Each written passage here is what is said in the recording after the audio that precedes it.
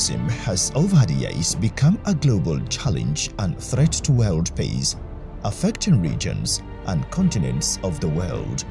And Nigeria has continued to resume a leading role in promoting peace and security in Africa as well as West African region, and has also become a major actor in world effort to end terrorism. The government of Nigeria is not overwhelmed by the enormity of this humanitarian challenge. Rather, we remain resolute in defeating terrorism in all its forms. We have put in place a robust people-driven counter-terrorism strategy built on a combination of revamped security operations and a human rights-based approach to help bring about rehabilitation, reintegration, and reconstruction. These measures are timely as we are witnessing the return of displaced citizens to their communities. Insurgency is a serious problem, which is not common to our sub-region of Lake Chad only. It also obtainable in other parts of the world. We are doing our best and we are looking forward for better cooperation, better understanding, and better equipping of all the armed forces that belong in this combination of what we call multinational joint.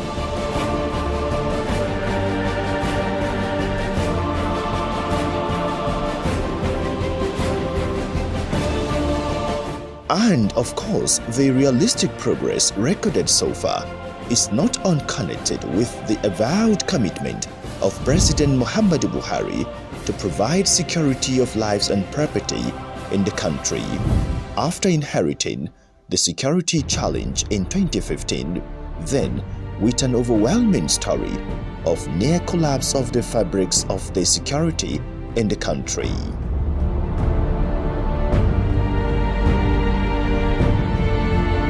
When Mr. President, Commander-in-Chief of the Armed Forces of the Federal Republic of Nigeria was elected in 2015, there was serious problem of this insurgency in the northeast, which affected all the Lake Chad basin areas. Mr. President spearheaded meeting by going to Niger, Chad, Cameroon, and to Benin Republic to get all of them involved, because it's not only Nigeria that was affected by the Boko Haram insurgency. So that is one reason that made the country to spearhead the formation of multinational joint task force. The increasing menace of the Boko Haram insurgency then led to the imperative for enhanced security collaboration and the necessity for a common military forces and might from Nigeria, Niger, Cameroon, Chad, and Benin Republic to work together in order to achieve success in the war against common enemy, and this led to the reorganization of the multinational joint task force in 2015, comprising troops from the Lake Chad Basin Commission member countries and Benin Republic. This is a great sacrifice on the part of Benin Republic. This concern, Mr. President, is very well informed and he's very sympathetic to us and has agreed to team up and contribute towards a multinational task force that will definitely, God willing, beat Boko Haram. Considering the import of the Lake Chad Basin to the socio-economic as well as security well-being to the Lake Chad Basin countries, the President Muhammadu Buhari's led administration has shown more commitment than ever before to the lofty ideals of the dreams of the founding fathers, and the Lake Chad Basin Commission statute and articles whose scheme was drawn by member states for the utilization of the water and other natural resources in the Lake Chad Basin, signed on the 22nd May 1964 by the then leaders of the member countries, Sir Abubakar Tafawa Balewa of Nigeria, Ahmadu Ahidjo of Cameroon, Hamani Diori of Niger, and Francois Tombolbaye of Chad, which is contained in the Lake Chad Basin Commission Convention. On personal knowledge of this, since I saw an article in the National Geographic in 1978 that a professor in the University of London in 1925 have foreseen what we have just seen in that script, that small film. Unless some of the rivers from Central African Republic are diverted to empty into Chad Basin, Lake Chad will dry up. The mandate of the Commission has always been centered around the sustainability and equitability of members to manage the Lake Chad and other shared resources of the Lake Chad Basin, to preserve the ecosystems of the Lake Chad Conventional Basin, to promote regional integration, peace and security across the basin. This is in addition to the economic development of members. Our holistic approach is founded on promoting good governance, transparency, and accountability. We are renewing the call for rededicated international action to end the humanitarian needs of victims and address the root causes of terrorism itself. It is time for collective global action to invest in the people of Nigeria's northeast and the Lake Chad Basin region. With the highest power of authority of the Commission vested on the Summit of Heads of State, who meet once every 2 years, President Muhammadu Buhari since 2015 has seized every opportunity the Lake Chad Basin Commission provides to the advantage of Nigeria and her neighbors. As an international and regional organization which has their objectives of a beneficial cooperation and improving diplomatic ties, the Nigerian leader in the last 3.5 years of his administration has shown great leadership and commitment to the Lake Chad Basin Commission, which is key and critical to a number of socio-economic and security concerns, particularly the Boko Haram war in the northeast, trans-border crimes, and more recent armed banditry. Number one success that we have achieved by having that multinational junta is unification of our military.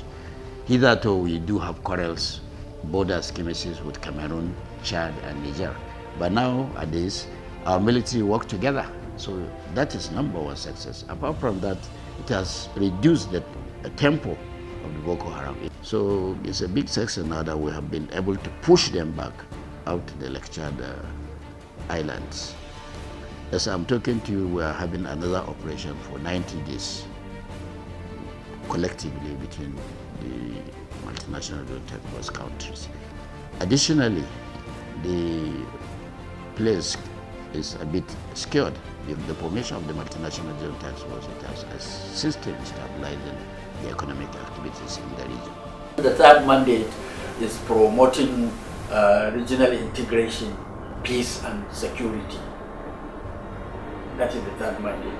It is because of this third mandate that the leaders decided to attach the multinational junta force to the Lake Chad Basin Commission in terms of to enable it to achieve the third mandate of promotion of peace and security in the region. For about 4 years now, it has been unrelenting resolve of a focused leader and administration to end the Boko Haram insurgency that has been on for a decade in northeastern Nigeria and along the Lake Chad Basin countries. Thus, the need to reorganize and realign commitment towards the security and prosperity of these member countries. That is why the President has made the issue a top priority of government, taking the bull by the horn by embarking on a tour of neighboring countries of Lake Chad to seek their cooperation and commitment to the fight against the enemies of state, particularly along the borders Nigeria shares with Niger, Chad, Cameroon, and Benin Republic, who is joining to contribute its troops in the regional war against terrorism. Another area we intend to work together with our friends and neighbors, particularly Niger Republic, is the menace of illegal migration and human trafficking. Niger, as a major transit point, has had to commit huge resources to curb the trend. Nigeria will support the new initiative by the European Union and other stakeholders aimed at combating the menace of illegal immigration. It is unequivocally clear that President Buhari is providing the leadership direction and political will in line with one of his administration's promises. This commitment saw to the 2015 July Security Summit in Abuja, bringing the Lake Chad Basin countries together, forming a common ground to upscale the fight against Boko Haram and other security challenges along the Lake Chad region. The phenomenal degrading of the Boko Haram insurgents and successes recorded by the Nigerian military with the strength of support from the government in the last 3.5 years has pushed the remnants of the insurgents to the fringes and border areas of the Lake Chad region, and such has necessitated the urgent need to improve diplomatic cooperation in the Lake Chad Basin and the reorganization of the multinational joint task force under the auspices of the Lake Chad Basin Commission, charging them to sustain onslaught on the insurgents who have regrouped in the border regions and now resorted to soft target attacks. Like the Lake Chad Basin too, all the ministers of water resources have a union. So also the multinational joint task force, we have a union of ministers from the 4 countries, which I'm chairing. Objectively, it was done to make sure that all the armed forces are unified, and you cannot just carry military alone without their strategic basis. And we, the ministers of defense, are the strategic members that make the economic and the political unification of all their operations. The big brother role President Muhammadu Buhari is playing around the Lake Chad regional neighbors has led to a series of an all-important bilateral and multilateral talks in Nigeria and the Lake Chad Basin Commission headquarters in Jamena at the instance of the Nigerian leader, as well as stimulating international discourse to solicit humanitarian support to address urgent emerging challenges of the affected arising from the security problems and the shrinking of the Lake Chad. Thanks to the president of the current chairman of the Summit of Heads of States of the Lake Chad Basin Commission, who is the president of Nigeria, His Excellency Muhammadu Buhari. The issue has gained momentum again. We are on it. We have had he has done a lot of advocacy all over the world for support for the interbasin water transfer. Because of his advocacy, China came in to pledge some funds, $1.5 million to assist in carrying out the feasibility of the area for the interbasin water transfer. And then the government of Italy also contributed. All the projects we are doing are basically for resilience and adaptation against climate change. If you want to see climate change in action, this is the region where you can see it visibly. So we are very much aware, and we're very much concerned, and we are doing everything we can to address the issue. The good governance model being provided by the current administration of President Muhammadu Buhari, the defense sector through the Ministry of Defense has had a more robust armed forces and improved defense architecture, which has been highly demonstrated in the huge successes recorded in the northeast containing the Boko Haram insurgency and other security threats to the peace and security of the nation.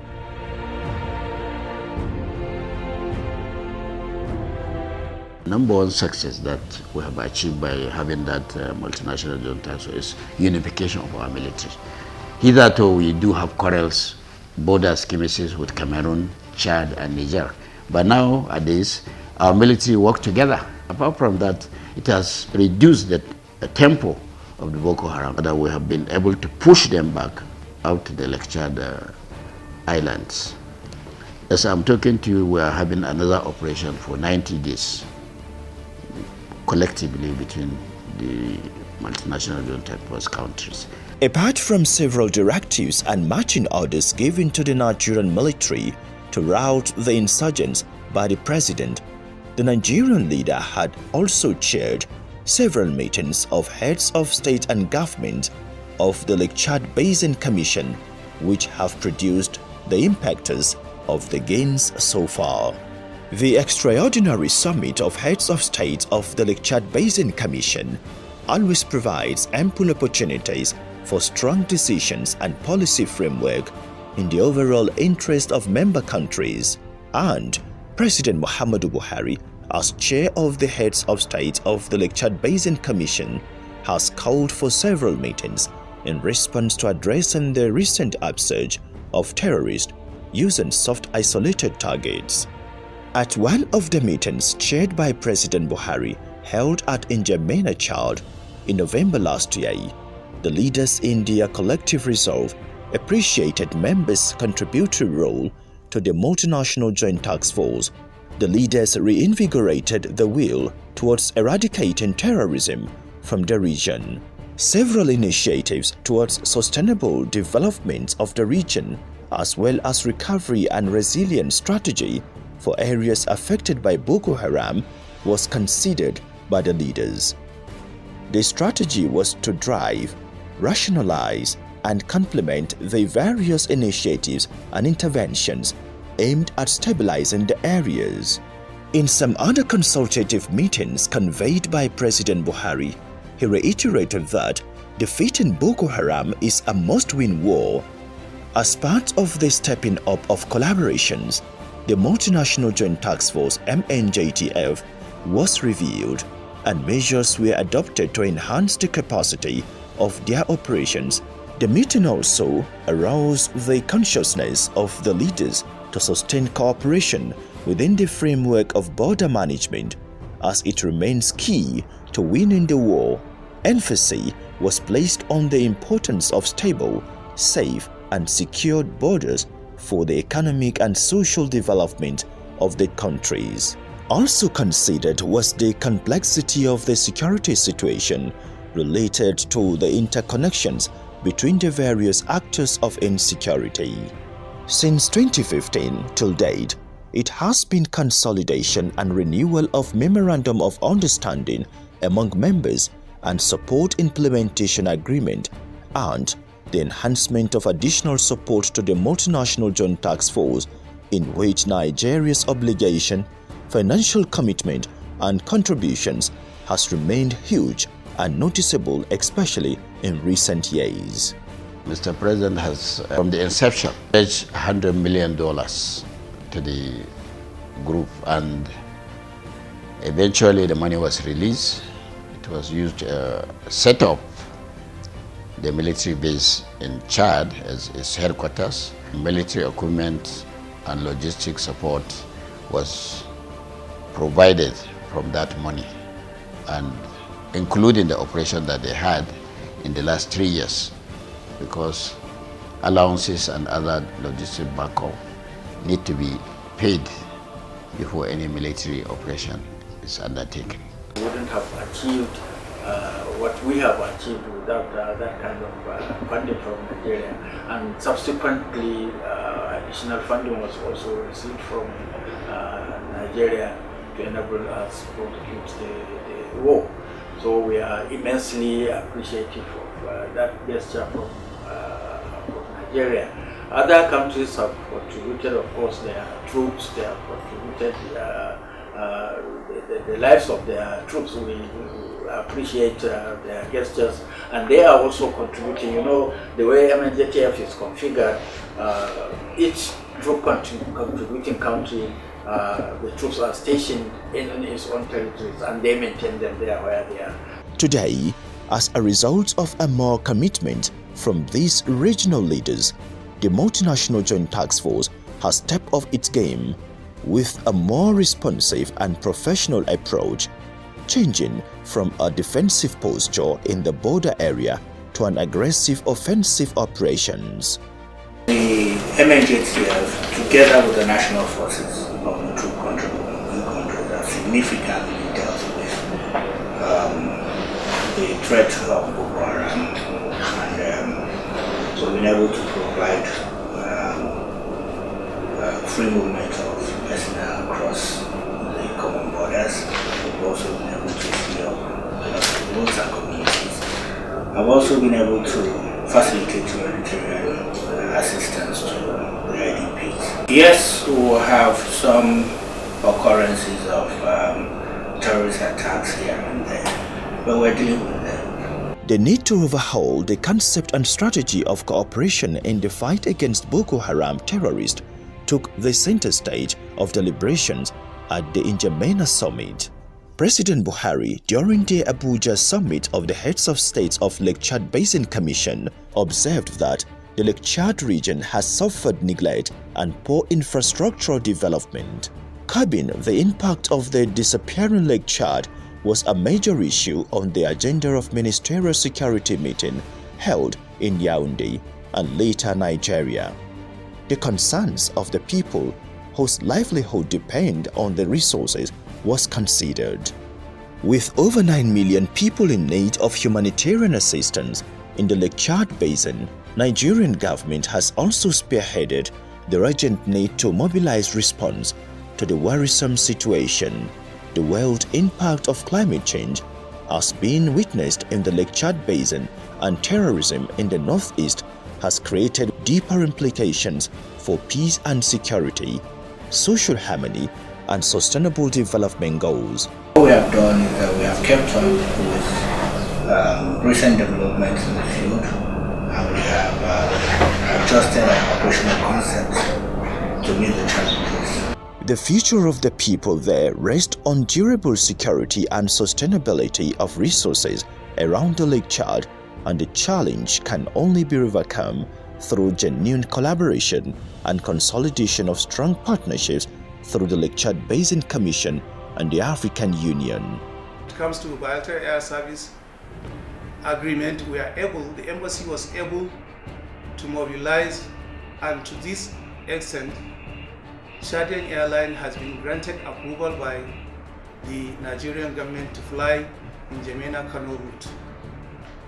Out of this mobilization, we are also able to get Max Air, which is the application from Max Air is already before our coast authorities, is being given due consideration, and we believe that based on the principle of reciprocity, as Nigeria has approved Chad Airline, the same kind gesture will also be extended to Max Air. With their achievements and successes recorded so far through this regional collaboration, a sustained commitment is believed will go a long way in bringing lasting peace in the region.